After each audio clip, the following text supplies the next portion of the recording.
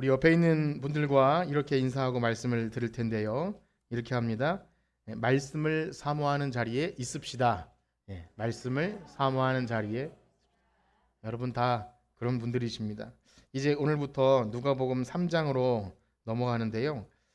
이제까지 우리가 살펴보았던 예수님의 탄생과 어린 시절, 그리고 예수님과 함께 소개되었던 세례 요한, 그 두 이야기가 예수님의 어린 시절, 그 다음에 이제 12살 때 이야기, 그 어렸을 때 이야기는 다 끝나고 약 한 18년 정도의 시간을 건너뛰어서 예수님이 30세쯤 된 이야기가 이제 시작되고, 그 예수님보다 6개월 먼저 태어났던 세례 요한이 예수님의 그 오실 길을 예배하는 그 이야기가 시작됩니다. 그래서 오늘 3장의 시작은요, 우리가 지금 읽으셨지만 마치 성경을 처음 시작하신 것처럼 이 이야기가 언제 시작되었는지 시대적인 배경을 설명하고 있는데요.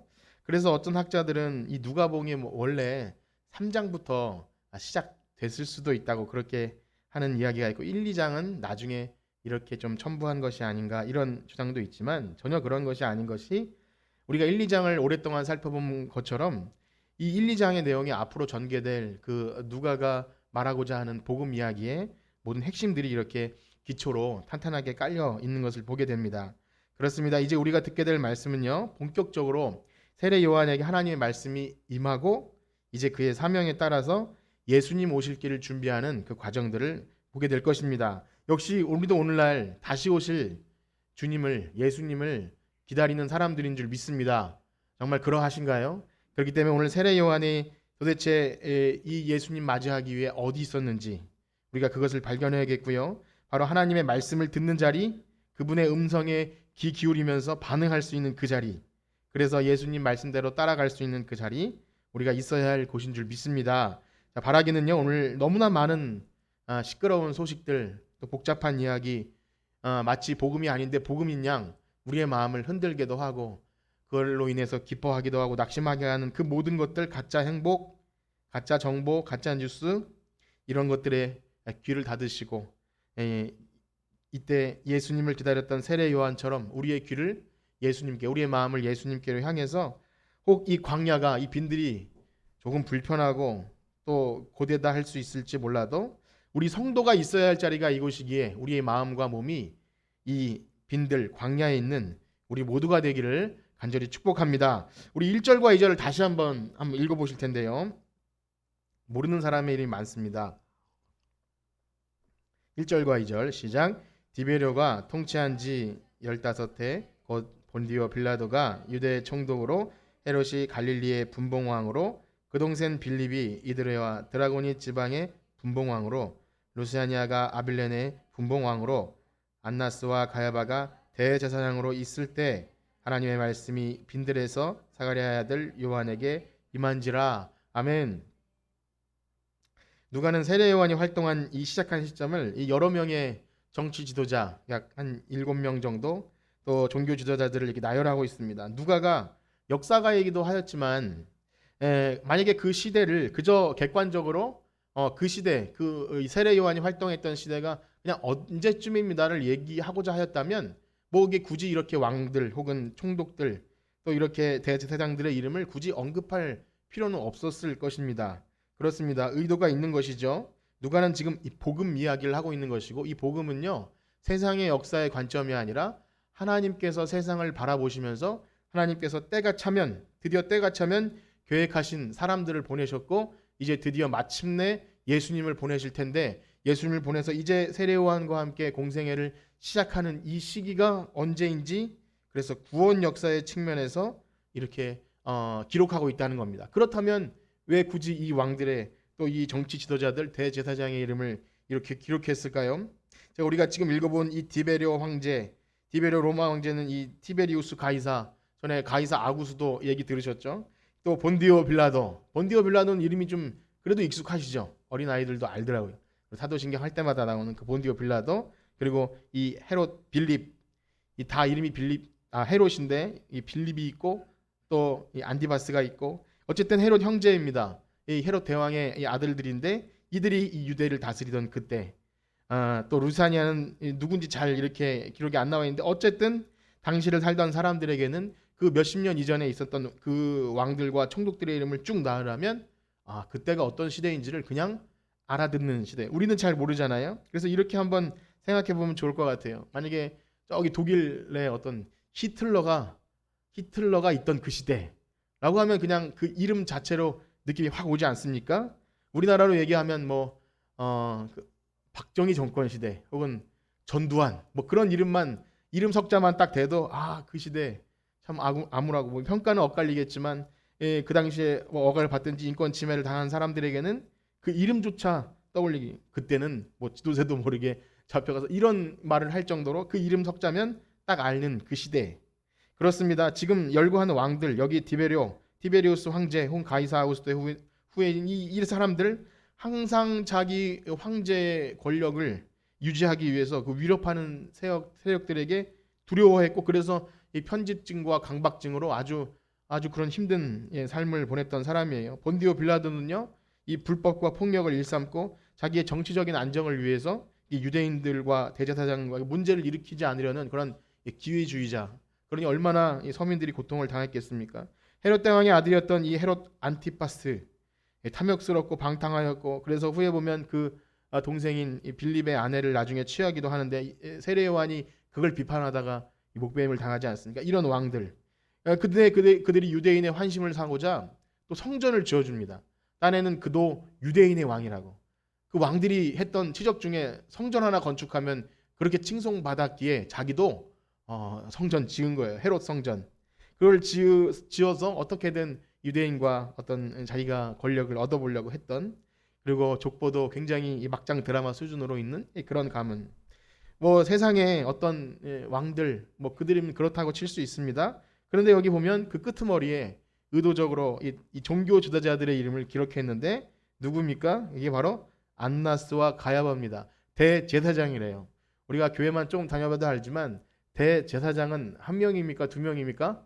한 명이에요. 그 시대에 딱 한 명이고 족보에 따라서 아론 제사장 가문에서 종신토록 하고 죽으면 또 하고 이런 게 대제사장이고 우리가 알듯이 바로 예수님을 예표할 정도로 백성들의 죄를 대신 하나님께 이렇게 죄사함을 얻는 그 제사를 지내주는 그 대제사장의 역할을 하는 사람 한 명인데 지금 두 명의 이름을 의도적으로 기록합니다. 왜냐하면 이 둘의 관계는 장인과 사위의 관계인데요.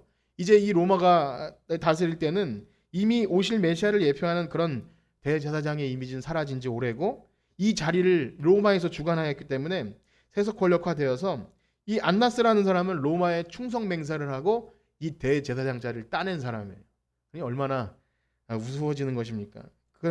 그렇게 하다가 어떤 범법함 때문에 정치적으로 그 자리를 내어줬어야 됐어요. 그러나 거기 그냥 나갈 수 없게 사위를 거기다 세워놓고 뒤에서 섭정을 하는. 그래서 우리가 요한복음을 할 때 예수님이 이 산헤드린 공의회에 가는데 처음에 가야바의 법정에 갔다가 또 안나스에게도 이렇게 밤새 끌려다니는 장면을 봐요. 왜냐하면 나도 봐야겠다. 내가 그가 어떤 사람인지 봐야겠다 하면서 요한복음에 보면 가야바의 법정 또 안나스의 집에 뜰에 가서 거기서 이렇게 막 신문을 당하고 그런 것을 보게 됩니다. 즉 유대인들에게는 이 뒤에서 안나스가 계속 실권을 행사하는 그런 시대예요. 지금 설명드린 것이 이해가 잘 안 가시더라도 한마디로 하면 뭐냐면 총체적으로 난국이다. 도대체 어디서부터 손을 대야 할지 모를 정도로 부패하고 세상 권력도 썩어 있고 종교 권력도 완전히 썩어 있는 그런 시대에 이때 무슨 일이 일어납니까? 하나님의 말씀이 빈들에서 요한에게 사가랴의 아들 요한에게 임하니라. 그러니까 지금 뭐냐면 세상 권력이 어쨌든지 간에 하나님의 시선과 관점은 지금 하나님의 말씀을 사모하는 그 사람에게 집중되어 있다는 것을 믿으시길 축복합니다. 지금 누가는 그것을 보고 그것을 기록하는 것이고 지금 시대가 어떻든지 간에 지금 예배하는 자리 하나님 말씀 듣는 그 자리에 하나님의 눈과 하나님의 마음은 여기 있는 줄 믿습니다. 그래서 하나님의 말씀이 빈들에서 광야에서 사가랴의 아들 그 요한에게 임하였다는 것 지금 이 표현 자체가 이 구약에서 이미 많이 사용되었던 표현이에요. 예레미야나 이사야나 선지자들이 출현할 당시에 이런 왕 어떤 왕 우시야 왕 그런 시대에 여호와의 말씀이 이사야에게 임한지라. 즉 이 표현은 뭐냐면 이게 드디어 이제까지 암흑과 같은 하나님의 말씀이 임하지 않았던 시대가 이제 끝나고 드디어 하나님의 말씀이 요한에게 임하였다. 지금 이 말을 하고 있는 것입니다. 저는 오늘 이 말씀을 가지고 크게 두 가지를 좀 말씀드리고자 하는데요. 먼저는요, 그런 것 같습니다. 시대가 암울하고 이상하게도 사탄의 역사가 강하다고 느껴지고 또 믿음이 식어지고 믿는 자들이 고통당하는 그 시대에 하나님의 말씀이 더욱 강력하게 역사되어진다고 하는 것입니다. 여러분 그것을 느끼시길 축복합니다. 그리고 두 번째는 그거예요. 그 말씀이 아무에게나가 아니라 빈들에서 광야에서 기다리는 자에게 임한다는 거예요. 그렇습니다. 참 이상하게도요. 세상 사람들이 가장 타락한다고 하는 시대, 또 그때 물로 심판할 수밖에 없는 그 시대에 하나님이 노아를 부르셔서 방주를 짓게 하셨죠. 바벨탑을 쌓으면서 하나님보다 높아지려고 하는 그 시대에 하나님은 아브라함을 부르셨어요. 그리고 애굽 히브리 노예대 그 탄압이 가장 극심하고 도대체 언제 이것이 끝이 날지 그렇게 부르짖는 그 시대에 하나님 모세를 드디어 부르셨고요. 그 다음에 우리가 누가복음을 하면서 계속 등장한 사무엘 있지 않습니까? 예, 그때도 역시 마찬가지예요. 사울 왕은 이렇게 아주 그냥 우리가 사무엘상 보고 있지만 완전히 타락의 길을 가고 엘리 제사장은 무능하고 그 두 아들은 이 타락한 시대에 사무엘을 하나님이 부르신 거죠. 그리고 시대마다 그 유명한 그 악한 아합 왕 때 그 우리가 가장 능력 있다고 얘기하는 엘리야를 하나님이 그때 부르셨고, 지금 다 말씀드릴 수 없지만 하나님을 업신 여기는 세상 왕, 또 유대 왕마저도 하나님을 업신 여기는 그때에 하나님은 하나님 말씀을 전하기 위해 선지자를 부르십니다. 그래서 저는 지금 이 말씀을 가지고 우리가 지금 살고 있는 시대가 그런 시대 아닙니까? 라고 이야기하면서 전개를 해야 되는데 고민을 많이 했어요. 왜냐하면 이 성경이 읽혀졌던 2000년이라고 치면 그 전 구약 시대에도 마찬가지로 장차 올 심판을 준비하라, 그 다음에 회개하라, 이런 선포가 처음 있었던 것이 아니에요. 그래서 그 말씀을 읽을 때마다 독자들은, 또 설교자들은 여러분 지금 우리가 살고 있는 시대가 이 시대입니다 라고 말하고 이 말씀을 전개해야 되는 것이죠. 또 회개를 선포해야 되는 것이죠.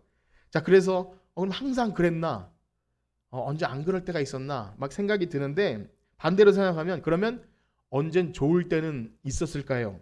즉 말씀이 적용 안 돼도 되는 시기, 또 선지자가 필요 없을 정도로 하나님 말씀을 잘 듣던 시대가 있기는 하였을까요? 아마도 그런 시대는 예수님 다시 오실 때까지 오지 않을 것 같습니다. 예, 시대마다 가장 악하다고 하는 것이 계속 쌓이고 있는 것 같아요. 왜냐하면요, 우리 성도로 부르심을 받았다는 것은 아마도 이 땅에서 고통을 받으면서도 하나님의 거룩한 백성으로 사는 것이 무엇인지를 보여주기 위해 샘플로 부르신 거예요. 우리가 요즘에 새벽에 출애굽기를 보고 있는데 하나님이 그것을 목적으로 부르신 것입니다. 어디에 성벽을 쌓아놓고 그냥 거기서 천국처럼 이 땅에서 살아가라는 것이 아니라 일부러 훈련시키고 광야로 내보내시고 드디어 가나안 땅에 들어가게 하시는데, 가나안이 천국이 아니라 훈련했던 것을 써먹을 수 있는 그런 자리였어요. 그래서 성도는 이 땅에서 안주할 수 없는 것입니다. 오히려 만약에 이쯤 하면 만족스럽다, 이 정도면 신앙생활 잘했지, 혹은 다 이루었다, 교회도 든든하고, 혹은 이제 삶도 윤택하다, 이대로 살다가 천국 가면 되겠다 라고 하는 때는 결코 오지 않는다는 거예요. 좀 실망스러우신가요? 결코 오지 않습니다. 아이러니하게도 만약 어떤 사람이, 저는 그렇게 느껴요, 저는 그렇게 좀 평안하고요, 이제 이렇게 살다가 천국 가면 될 것 같아요 라고 말하면 성도가 아닐 수도 있어요. 오히려 그것이 더 무서운 것입니다. 이상하게 여기셔야 돼요. 우리는 지상의 이 교회는요, 전투하는 교회인 줄 믿습니다. 우리 옆에 있는 분들과 이렇게 인사합시다. 고난당하는 것을 이상히 여기지 맙시다. 고난당하는 것을 이상히 여기지 맙시다. 우리의 사명입니다. 그러므로 우리 주님 다시 오실 때까지 우리는 늘 세상의 부패한 권력, 또 세속화되는 종교와 부딪혀 싸워야 하는 것이죠. 절대 그런 평안하고 아주 안정된 그래서 하느님 나라에서만 기대되는 것이고, 그런 날은 오지 않습니다. 그런데요, 그 대적하는 힘의 강도는 더 세졌으면 세졌지 약해지지는 않는 것 같아요. 과거에는 오히려 눈에 보이는 핍박, 우리가 성경을 읽으면서 보는 초대교회 성도들이 당했던 핍박, 또 개혁자들이 당했던 핍박, 그리고 우리나라나 여러 이 어려운 시대, 식민지 시대와 전쟁을 겪으면서 당했던 기독교의 박해, 그런 것들은 차라리 눈에 보이기 때문에 대적하기 쉽다는 말씀을 드리는 것이 아니라 훨씬 상황이 선명해요. 어떤 것이 적인지, 어떤 것이 마귀 역사인지 더 훨씬 선명한데, 지금은요, 눈에 보이게 그런 것이 없다 할지라도 더 무서운 사탄의 공격이 너무 많은 것 같습니다. 삶의 질이 높아지면서 편안함에 대한 추구로 인해서 교회가 영혼의 안식처가 아닌 것 같아요. 뭐 저희 군대에 있을 때 교회가 진짜 안식처였거든요. 빡세게 훈련하고 작업하다가 주일에 교회 오면 잠을 잘 수 있어서가 아니라 정말 천국에 온 것 같은 그런 안식처였어요. 세상이 고달프고 힘들고 어려우면 교회가 천국의 모형처럼 됐던 시대가 있지 않았습니까? 그러나 얼마나 삶이 좋은지 교회는 잠깐만 왔다 가도 이 정도면 됐다 할 정도로 우리가 즐기고 또 무두리고 할 것이 너무나 많아요. 그렇게 형식적인 신앙생활로 연명하다 보니 코로나라는 영적인 위기 앞에서 그냥 힘없이 무너질 수밖에 없는 것이죠. 오래된 신자라 할지라도 아주 어처구니 없는 이유로 신앙생활을 포기한다든지 시험에 걸려 낙심하는 것을 볼 때 사탄의 역사가 더하면 더했지 약해지지는 않는구나, 그것을 느끼게 됩니다. 여러분, 어떤 사람들이 이 정권이 교회를 핍박한다고 말하지만 과거 어떤 정부보다 신사적이지 않습니까? 비판하고 그래도 잡혀가지 않고 이렇게 블랙리스트 안 만들고 그런다고 해요. 그리고 이 시대가 권력을 마음대로 휘두르는 그걸 가만히 못 내버려 두잖아요. 아주 집요하게 파고들어서 조금이라도 자기 권력을, 공권력을 사용하면 완전히 너덜너덜해지는 그런 시대 아닙니까? 오늘날은 세속 권력의 핍박이 문제가 아니라 오히려 그것을 넘어서는 무서운 마귀가 있는데 그것은 이 물질 만능입니다. 인본주의, 편안함과 쾌락을 추구하는 이 시대가 그게 복음이 되어서 눈에 보이는 세속 권력보다 더 무섭게 우리의 신앙을 잠식해 들어옵니다. 그냥 좀 더 자자, 좀 더 놀자 이런 것처럼 계속 그렇게 우리를 쓰러뜨립니다. 우리 영적인 눈을 뜨고 그것을 바라보기를 축복합니다. 그렇게 편안하고 안락함을 추구할 때 더 이상 사탄에 공격하지 않아도, 물론 그것이 사탄의 공격이겠지만 그런 말이 있죠. 사탄도 또 마귀도 졸고 있어요. 사람들이 신앙이 식어지면 공격하지 않아도 스스로 그렇게 무너지는 것입니다. 세속 정부가 공격하지 않고 핍박하지 않아도 교회는 그렇게 자멸할 수도 있어요.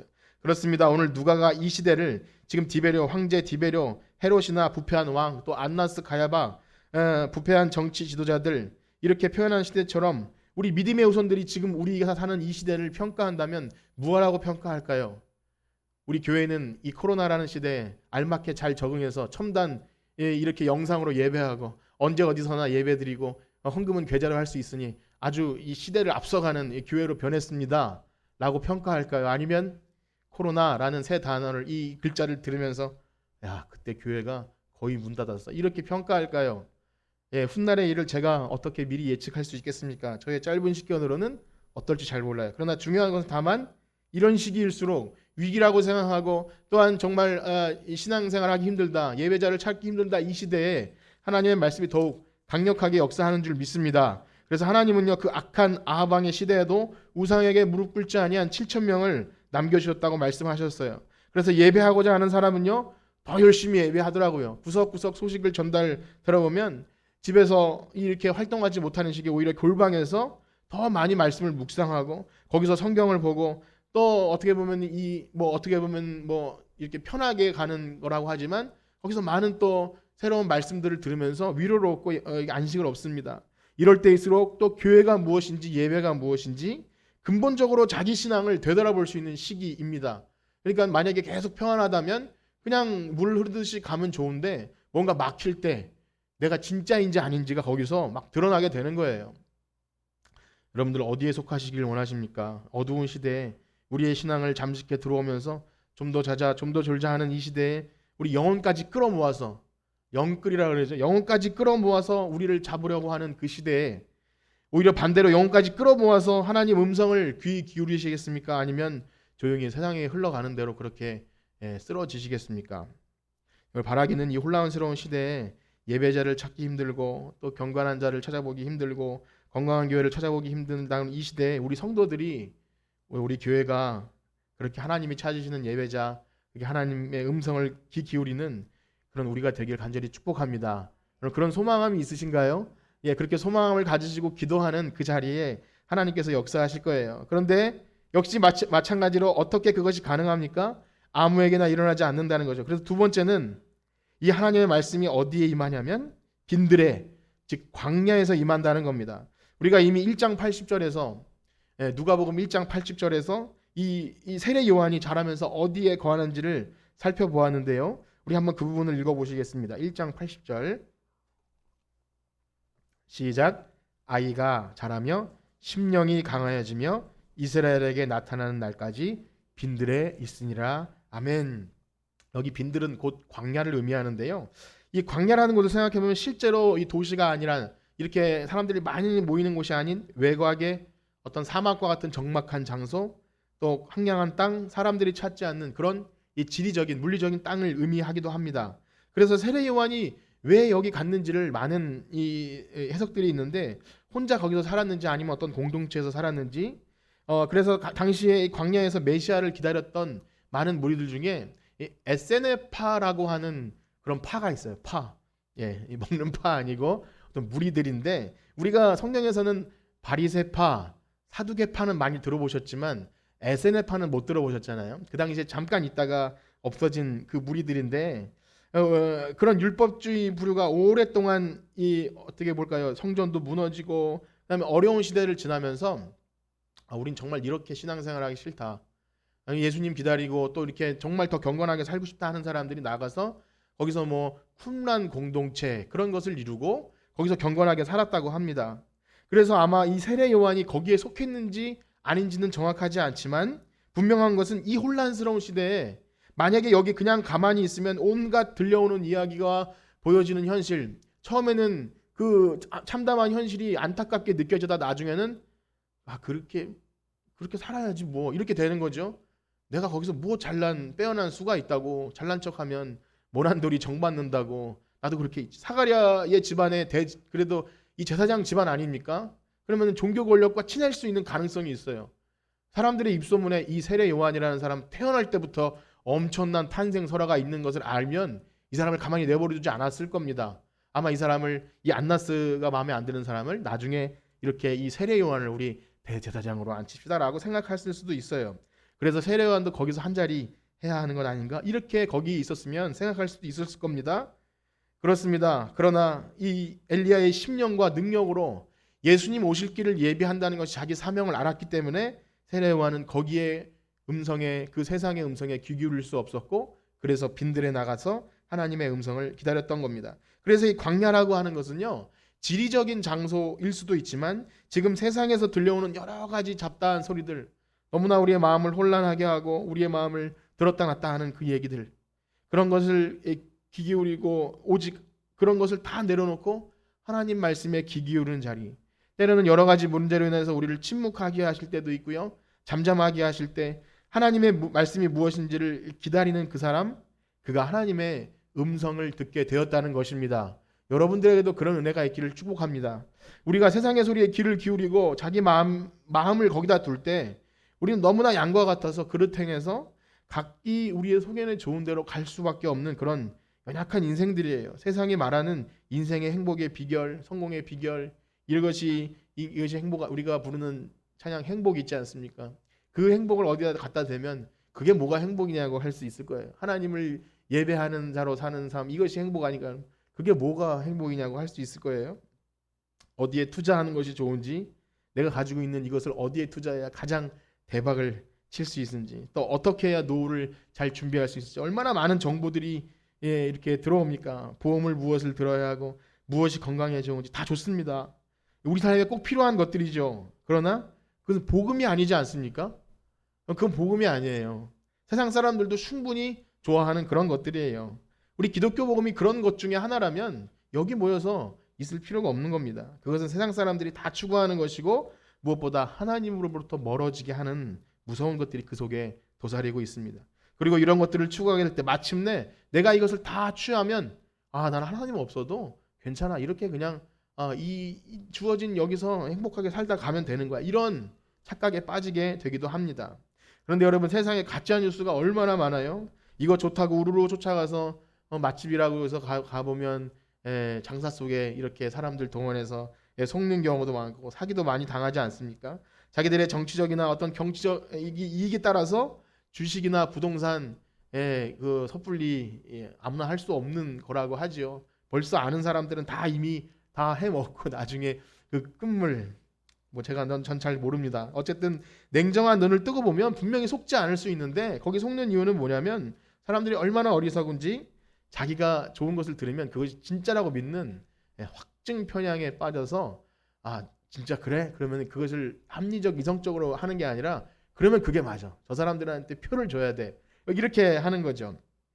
사랑하는 여러분, 빈들에서 광야에서 좀 딱딱하고 힘들어도 세상의 목소리에 기울이지 않고 조용하게 하나님 음성 듣기를 축복합니다. 그때 참된 복음이 무엇인지가 분별되는 거예요. 이것이 진짜 행복이고 이것이 진짜 복음이구나. 그래야 우리가 이 진리의 말씀을 따라 살게 될 수 있고 이 혼란스러운 시대에도 하나님 말씀을 시원케 해드리는 그러한 주님 오실 길을 예비하는 자들이 될 수 있을 줄 믿습니다. 오늘 너무나 쉽게 답을 찾는 시대라고 합니다. 해결책을 너무나 쉽게 주고요. 누구나 스마트폰을 열면 검색을 조금만 하면 무엇이든지 금방 답을 얻어요. 저도 거기서 답을 많이 얻습니다. 이렇게 뭔가 이게 제가 궁금하고 할 때 찾아보면 아주 영상으로 쉽게 얼마나 잘 설명이 되어 있는지 가끔씩은 그게 이 복음처럼 여겨질 때도 있어요. 몸이 어디가 좀 찌부당하고 하는데 딱 하면 벌써 여러 전문 의사들이 허리가 아프다 그러면 아주 친절하게 자세히 설명해주고 그게 정말 그래서 시간 가는 줄 모르고 유튜브가 일러주는 알고리즘 따라서 이렇게 영상에 푹 빠져 있다 보면 아빠가 그것 좀 그만 보고 있어 이렇게 얘기를 합니다. 그러나 결코 그것은 생명을 줄 수 없고 그건 이 광고를 위한 모든 것이죠. 교회 다니면서도 여전히 불안하고요. 어디서 좋은 약 있다고 하면 마치 그것이 복음인 양 쫓아다니기도 하고 좋은 의료기가 있다고 하면 만병통치약인 것처럼 그 믿음을 가지고 쫓아갑니다. 엄청난 믿음인 것 같아요. 어디 마사지가 좋은 것이 있다고 하면 행복을 줄 것이라고 생각하고 마치 예수님의 옷자락을 잡는 것 마냥 그것만 잡으면 내가 건강을 회복될 수 있을 거라고 쫓아다니지만 우리 성경에서도 그 여인이 얼마나 이 의사 저 의사에게 고통을 당했다고 나오지 않습니까? 그런 것은 결코 복음이 될 수 없습니다. 그러다가 병이 나았다 한들 그래서 신앙이 좀 있으면 하나님의 은혜로 이 약을 먹고 병이 나았습니다 한들 그게 그의 삶을 근본적으로 변화시킬 수 없는 것이죠. 결코 그런 일은 일어나지 않습니다. 그러나 여러분 빈들에서 광야에서 메뚜기와 석청을 먹으면서 병이 걸려도 잘 낫지 않고 병원도 갈 수 없는 그런 곳에서 인생의 여러 가지 문제들이 나를 짓누른다 할지라도 이 꺼지지 않는 불처럼 믿는다 할지라도 광야에서 모든 시선을 하나님께 드릴 수 있는 그곳에 있다면 그 사람은 겉사람은 낡아질지 모르나 속사람은 날로 새로워질 줄 믿습니다. 우리의 겉사람은 후패하고 또 뭐랄까요 좀 너덜너덜해지고 이 시련 때문에 혹은 꺼지 않는 문제 때문에 기도해도 잘 응답되지 않아서 이렇게 좀 처져살 때도 있지만 그러나 하나님께 집중하게 되는 시기가 있죠. 그래서 사랑하는 여러분, 여러분들의 삶에 빈들이 있으십니까? 광야가 있으십니까? 우리는 의도적으로 바쁘고 분주한 삶을 내려놓고 그 자리로 나갈 필요가 있습니다. 때로는 기도원에 가셔도 좋고요. 때로는 교회에서 홀로 앉아서 기도해도 좋아요. 아니 때로는요. 피하고 싶어도 하나님이 의도적으로 우리를 글로 몰아넣으실 때가 있음을 경험합니다. 힘들고 지쳐서 똑같은 문제에 또 빠져서 힘들어도 결국은 하나님이 기도시키시는 것을 경험해요. 결국 그래서 하나님 또 이 문제입니까? 하고 낙심하고 그러지만 그 문제 때문에 하나님이 원하시는 것은 뭐죠? 그렇게 고민하다 보면 결국엔 하나님께 집중하는 그거예요. 그러니까 우리가 무슨 큰 대단한 일을 해내는 것도 아니고 기도 응답을 크게 받는 그게 아니라 그냥 그 과정이에요. 다른 것에 마음 두지 않고 하나님께 우리의 마음을 집중할 수 있는 그 상태, 그냥 천국 갈 때까지 그 상태가 유지되면 됩니다. 그럼 대단한 거 하지 않으셔도 돼요. 세상에 마음 빼앗기지 않고 하나님께 마음을 집중할 수 있는 그 상태. 그런데요, 그 기도하는 자리, 말씀의 자리, 세상이 시끄럽고 우리의 마음을 빼앗는 여러 가지 것들에 우리의 마음을 빼앗기지 않고 오직 하나님께만 집중하는 그 자리에 있을 때 놀랍게도 그 존재가 완전히 바뀌어요. 존재 혁명이 일어나는데 그래서 대단한 사람이 된다는 게 아니라 이 빈들에서요 보잘것없는 인생이 이 세례 요한이라는 사람이 얼마나 보잘것없는 인생입니까? 그 무지막지한 권력 지금 소개되고 있는 그 무지막지한 권력 앞에 막 외치고 소리치는 거예요. 그렇게 살면 너 죽어 그렇게 외치는데 그 대단한 막강한 권력을 가진 사람이 세례 요한의 목소리에 벌벌 떠는 겁니다. 왜냐하면 그가 말하는 것은 내가 그 권력을 차지하기 위함이 아니라 하나님의 살아계신 말씀에서 나오는 거기 때문에 두려울 수밖에 없는 거예요.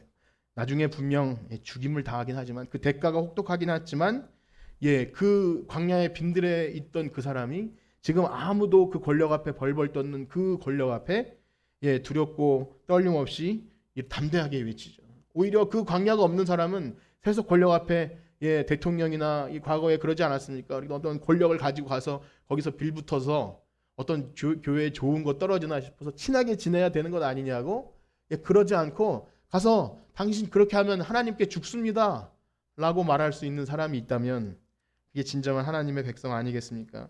그리고 그렇게 하나님 말씀에 집중할 때 세상에서 어떤 명예나 영광보다 비교할 수 없는 가장 귀하고 값진 것 무엇이죠? 하나님의 구원 계획에 그의 인생이 사용되는 거예요. 예수님의 오실 길을 준비하는 그 길에 그 인생이 사용되어질 때 예수님은요, 여자가 낳은 자 중에 이 세례요한보다 더 귀한 자가 없다 이렇게 하십니다. 물론 그 진리의 편에 선다는 것은 너무나 혹독한 대가가 기다린다는 것, 그것은 피할 수 없는 것이지만 그러나 그것 때문에 하나님의 밀이 땅에 떨어져 죽으면 많은 열매가 맺는 것, 그래서 수많은 영혼이 주께 돌아오고 하나님의 영광을 보게 할 수 있다면 이것이 가장 값진 것 아니겠습니까? 여러분 그렇게 믿으시나요? 그게 기독교인이에요. 그게 가장 값지다고 믿는 것. 한 사람이 죽어서 많은 열매를 맺는 것이 그게 가장 값진 것이지. 그것을 믿는다면 그게 우리 믿는 신자입니다. 오늘 말씀을 이렇게 마치겠습니다. 저는 우리의 보잘것없는 삶에도 우리 작은 교회라 할지라도 그런 하나님의 영광스러운 일에 우리가 쓰임 받게 되길 소원합니다. 그 영광스러운 예수님 오늘 오실 길을 평탄하게 만드는 그 일에 우리를 사용해 주시길 원합니다. 그러기 위해서 우리 세상의 목소리에 잠시 꺼두는 것, 전화벨 소리, 또 가끔씩 알람을 해놓으면 얼마나 제가 중고를 좋아하는데 당근 또 이런 데서 연락이 오면 뭐 설교 준비하다가도 그것에 꽂히면 막 그럴 때가 있어. 그때 이 꺼놔야 되겠구나. 그렇게 해서 다시 지친 어깨를 일으켜 세우고 신방끈을 동여매고 여러분들의 자리를 찾기를 소원합니다. 그것이 기도의 자리이든 혹은 봉사의 자리이든 전도의 자리이든 코로나 핑계를 대지 말고 다시금 주님 오실 길을 예비하는 우리가 되기를 축복합니다. 오늘 그리고 그렇게 결단하기를 축복합니다. 무엇이 되었든지 간에 말씀을 들으시면서 내가 그렇게 해야지라고 했다면 그걸 적어 놓으시는지 아니면 꼭 그렇게 해서 추상적인 아멘이 아니라 여러분들의 삶의 구체적인 삶의 자리에 광야가 빈들이 다시금 있기를 간절히 축복합니다. 우리 찬송 부르겠습니다. 찬송 부르며 봉헌할 텐데요.